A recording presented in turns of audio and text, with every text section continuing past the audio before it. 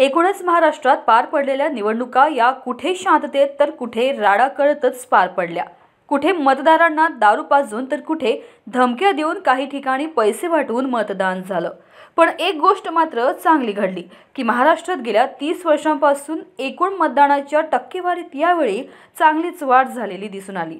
ही वाढ झालेली एकूण मतदानाची टक्केवारी कोणाच्या फायद्याची आणि कोणाच्या तोट्याची हे उद्याच्या निकालानंतरच कळेल। किनवट माहूर मतदारसंघात महायुतीचे भीमराव केराम आणि महाविकास आघाडीचे प्रदीप नाईक यांच्यातच थेट लढत झाली असून उद्या तुतारी वाजणार की कमळ फुलणार आणि प्रशासनाची तयारी याबाबतीत सविस्तर आढावा घेतला आहे आमचे महान्यूज 7चे प्रतिनिधी लक्ष्मीकांत मुंडे यांनी। एकूणच किनवट माहूर विधानसभा क्षेत्रातील 20 तारखेला झालेलं मतदान आणि त्यांची मतमोजणी उद्या दिनांक 23 नोव्हेंबर रोजी याच ठिकाणी या ITI मध्ये उद्या होणार आहे। सकाळी 7 वाजल्यापासून मतमोजणीला सुरुवात होणार आहे। आपण आहोत आता सध्या औद्योगिक प्रशिक्षण संस्था किनवट या ठिकाणी उद्या सकाळी 7 वाजल्यापासून जवळपास 331 बूथवरची 14 टेबलवर मतमोजणी होणार आहे आणि एकूण 23 ते 24 फेऱ्या होतील अशी प्राथमिक माहिती आपल्याकडे प्रशासनाकडून आलेली आहे। या ठिकाणी आपण बघू शकता की बंदोबस्तासह प्रशासन अगदी या ठिकाणी सज्ज आहे मतमोजणीसाठी। आणि एकंदर जर बघितलं तर येणाऱ्या उद्याच्या मतमोजणीच्या नंतर कुणाचं भवितव्य ठरणार आणि कुणाला धोक्याची घंटा आहे हे पाहण्यासारखं असेल। एकूण मतदान जवळपास 2 लाखाच्या वर झालेलं आहे। त्यात महिलांची संख्या जास्त आहे आणि विशेष म्हणजे महाराष्ट्रभरामध्ये सुद्धा आपण बघितलं की गेल्या 30 वर्षाच्या नंतर यावर्षी मतदानाची टक्केवारी वाढलेली आहे। काहींचं तर असं म्हणणं आहे की लाडक्या बहिणीचा फायदा झाला आहे, लाडक्या बहिणी जास्तीत जास्त मतदान केल्यात त्यामुळे टक्केवारी वाढली। तर काहींचं म्हणणं असं आहे की पैसे देऊन आमिष दाखवून धमक्या देऊन जास्तीत जास्त मतदान करून घेतले।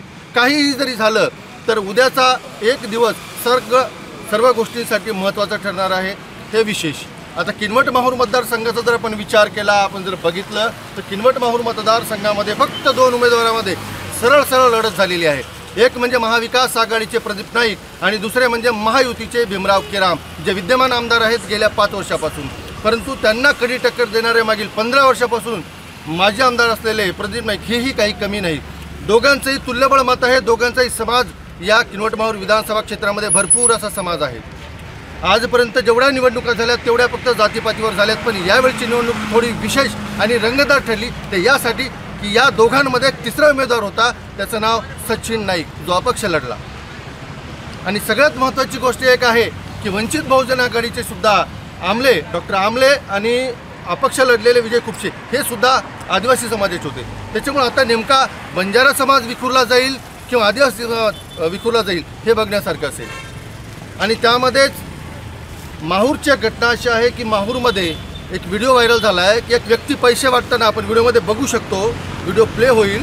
व्हिडिओमध्ये एक व्यक्ती पैसे वाटताना दिसतोय आणि तो व्यक्ती भाजपाला मत द्या असं सांगतोय, परंतु समाज माध्यमांवर अनेक जणांनी असे आरोप केलेत की सचिन नाईकांनी स्वतः तो माणूस पाठवून फक्त आणि फक्त जातीचं राजकारण, जातीच्या व्यक्तीला मागे घेण्यासाठी पैसे वाटून भाजपाला मत द्या अशी त्या ठिकाणी अफवा पसरवलेली आहे। आता उद्या सकाळी 7 वाजल्यापासून सुरू झालेली मतमोजणी दुपारी किती वाजेपर्यंत होते आणि 14 टेबलवर चालणारी मतमोजणी किती फेऱ्यामध्ये पूर्ण होते आणि पेटीच्या बाहेर कुणाचं उज्ज्वल भविष्य घडतं आणि कुणाचं अंधकार भविष्य घडतं हे बघण्यासारखं असेल।